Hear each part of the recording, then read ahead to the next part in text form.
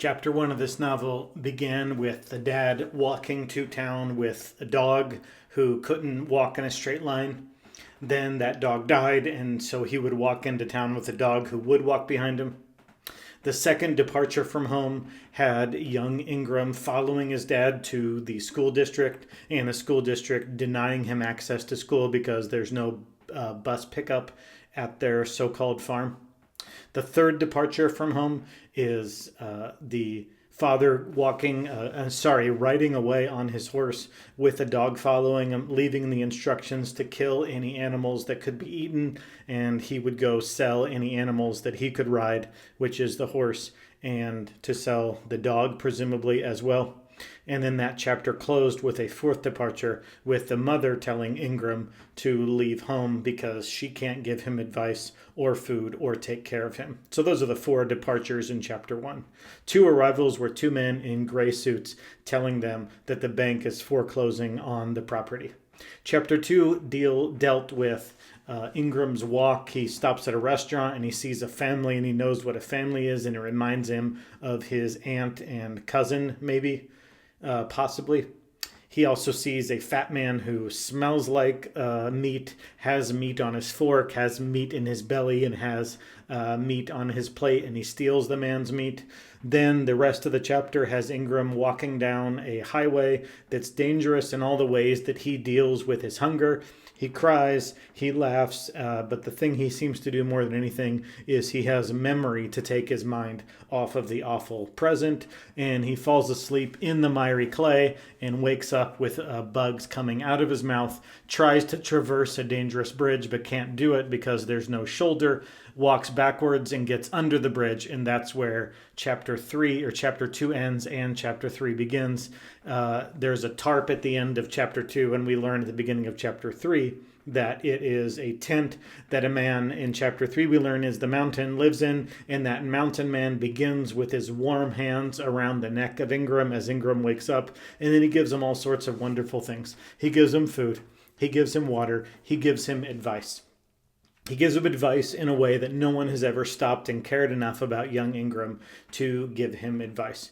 And so after the food, water, and advice, he picks him up and he holds him in a comforting way. But most of all, most importantly in the chapter, besides maybe the advice, is the shining face of glory that Ingram receives. And so that's the end of chapter 3. Now in chapter 4, he can't stay with the mountain man because the mountain man is poor, and he goes on his way. And the first, he seems to walk through a African-American neighborhood, and the author of the book describes the way that they act and behave and talk, and how Ingram walks by and sees to him what a strange culture it is. And one of the women, he sees her face. So this is maybe the third face we've seen in this novel, and she is smiling. And then Ingram remembers the advice that the snakes will be the people who smile. And so this grandma with a few teeth, Ingram runs away from. Maybe she's trying to be friendly, or maybe the mountain man's advice has already paid off. I have no idea. But the point is that he listened to the mountain man's advice and ran away from the smiling grandma. Then that hunger dog starts to bark in his stomach, and he remembers that he can live without food, according to the mountain man, but he can't live without water. And so he wants the water to trump the hunger. And so he thinks back, and now he goes in the form of a dialogue. There's two people talking. He has his inner voice, but now he has a second inner voice, and that second inner voice is what the mountain man might say to him. And so he remembers that when you don't see food, you can smell food and know that it's there. Well, what sense can you do that with water? Well, you can hear water. And so that's the way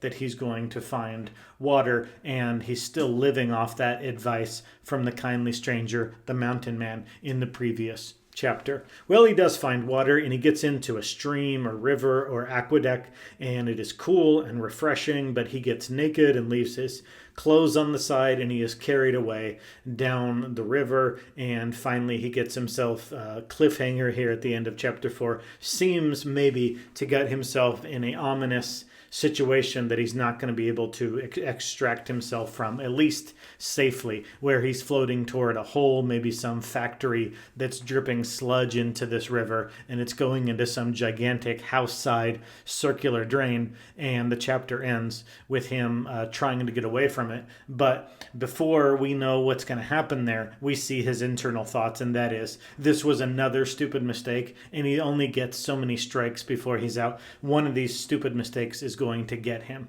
And just before the chapter ends, we have a very significant, I think, existential theme where he thinks beyond the mountain man's advice to someone else who cared about him.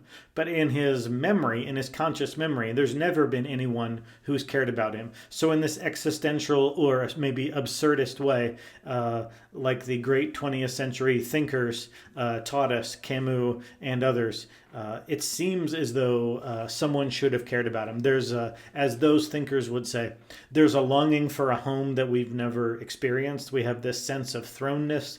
We have this absurd sense that life should be meaningful, should make sense, but it really doesn't. And that's what young Ingram ends chapter 4 with. This sense that someone should have been giving him good advice, that someone cares how his life is turning out, and yet in his conscious memory, that really isn't the reality. No one has really given him advice like this mountain man has. So hopefully chapter 5 will be the story of Ingram getting himself out of this river, aqueduct, stream jam that he's in, and maybe he can scale one of these white walls, or someone will rescue him out of this river, is yet to see. But he's naked, and he's alone, and he's far away from his clothes, and he's in a dangerous situation, as chapter 4 concludes.